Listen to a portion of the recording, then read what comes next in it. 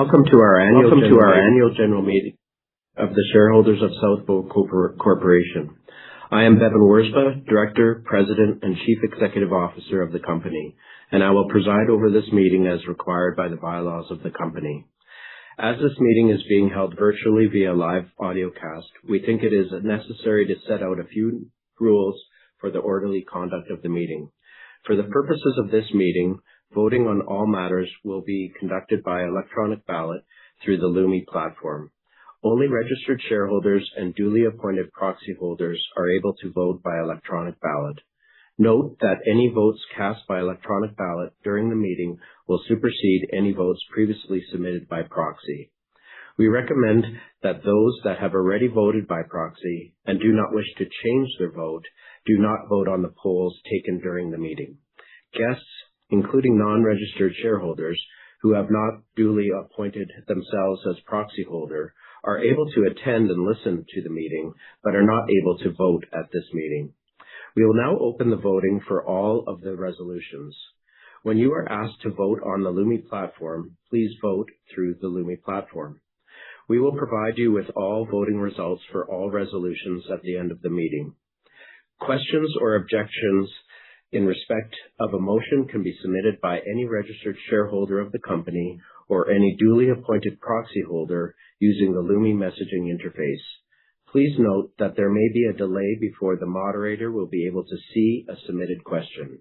Therefore, at various intervals throughout the meeting, we will pause briefly for between 5 and 10 seconds to allow you to ask your questions using the messaging interface.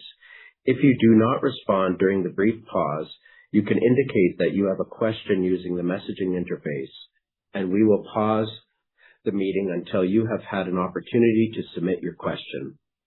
Although questions can be submitted throughout the meeting, they will be addressed at the appropriate time during the meeting.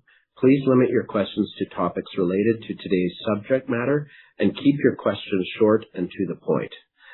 Due to the time constraints, the bulk of questions will be addressed at the end of the meeting, and we will not have time to answer every question which is asked.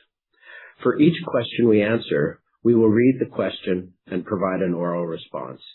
Any questions which were already answered or that are redundant or repetitive will not be answered. The company has arranged for Kate Fisher, the company's corporate secretary, and Jillian Acton, senior legal counsel, to move and second motions today, respectively. We will now proceed with the formal portion of the meeting. Pursuant to the company's bylaws, the corporate secretary of the company, Kate Fisher, will act as secretary of the meeting. Stephen Bandola of Computershare Investor Services Inc. will act as scrutineer of this meeting. The purpose of today's meeting is set out in the Management Information Circular of the company dated March 13th, 2026, which I will refer to as the circular. I have before me an attestation from Computershare and an attestation from Broadridge Financial Solutions, Inc. as to the mailing of the applicable meeting materials to security holders, including the notice. I direct that the secretary annex such affidavits to the minutes of this meeting as scheduled. Copies of the circular and other meeting materials are available under the company's profile on SEDAR+. Unless there is any objection, I will dispose with the reading of the notice. No objections have been received. As no objections have been received, I dispense with the reading of the notice and will now move to the scrutineer's report and quorum of the meeting. The scrutineer has provided me with the preliminary report regarding shareholder attendance at the meeting. A quorum for any meeting shall be 2 persons present and each entitled to vote thereat and representing either in their own right or by proxy or as a duly authorized representative of the institutional shareholder, 25% of the issued common shares of the company, carrying voting rights at such time.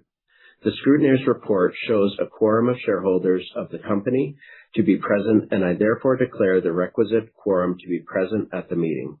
I direct that the secretary annex the formal scrutineer's report to the minutes of this meeting as a schedule.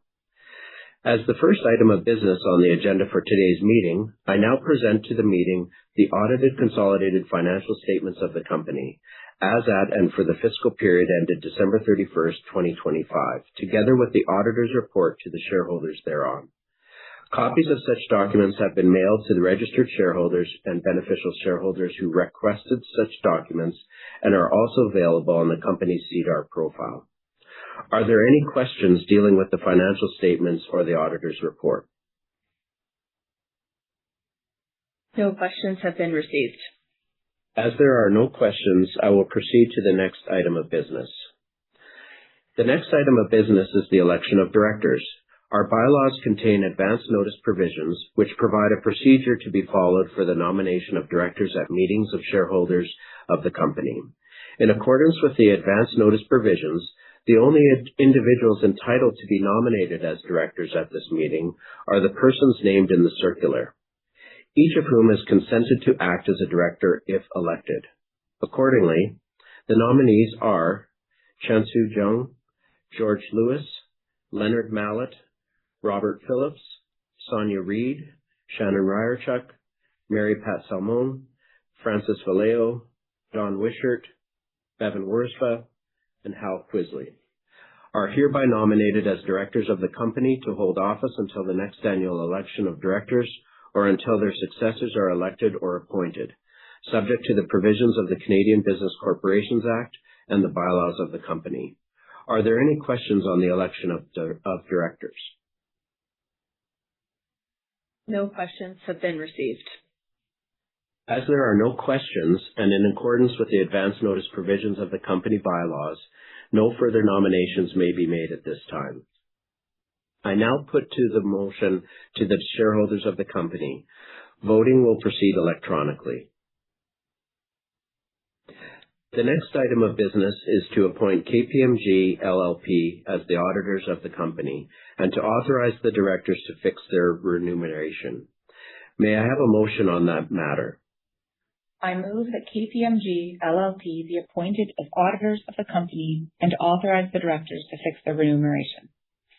I second the motion. Are there any questions? No questions have been received. As there are no questions, I will proceed. I now put the motion to the shareholders of the company. Voting will proceed electronically. The next item of business is a non-binding advisory vote by way of an ordinary resolution supporting our approach to executive compensation as described in the circular. May I have a motion on the matter? I move that the non-binding advisory vote by way of an ordinary resolution as described in the circular be approved. I second the motion. Are there any questions? No questions have been received. As there are no questions, I will proceed. I now put the motion to the shareholders of the company. Voting will proceed electronically.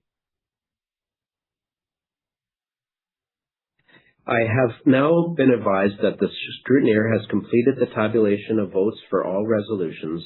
Based on the tabulation, I can confirm that the requisite approvals have been obtained for the election of the 11 nominated directors, the appointment of auditors, and the non-binding advisory vote of executive compensation. The voting results of this meeting will be posted on the company's SEDAR+ profile after this meeting. As that concludes the formal business agenda of the meeting, I declare the meeting terminated. On behalf of the Board of Directors, I would like to thank you for attending today. The formal part of the meeting is now ended. I now want to briefly touch on South Bow's performance as a standalone company and our focus for the year ahead. From day one, we were clear on our priorities: operate our assets safely, deliver predictable financial performance through disciplined capital allocation, and grow our strategic corridor. I'm proud to say we are delivering and are doing that by living our values. In 2025, safety was never compromised. Operational and financial discipline showed up in our results, and decisions, strategic, financial, and organizational, were made with a long-term mindset. We focused on what we could control: strong execution, disciplined capital allocation, and a clear framework for how we will create value over time. Equally important was continuing to build South Bow's team. We empowered our people with clear accountability and reinforced a culture built on respect, integrity, and ownership. Our people stepped up, and they continue to do so every day. I want to thank our employees for their commitment and our board for their guidance. We are still early in South Bow's journey, but the foundation is firmly in place, and our identity is clear. We know who we are, how we operate, and what we stand for. We've entered our second year with momentum and confidence in the path ahead. In 2026, our focus is clear.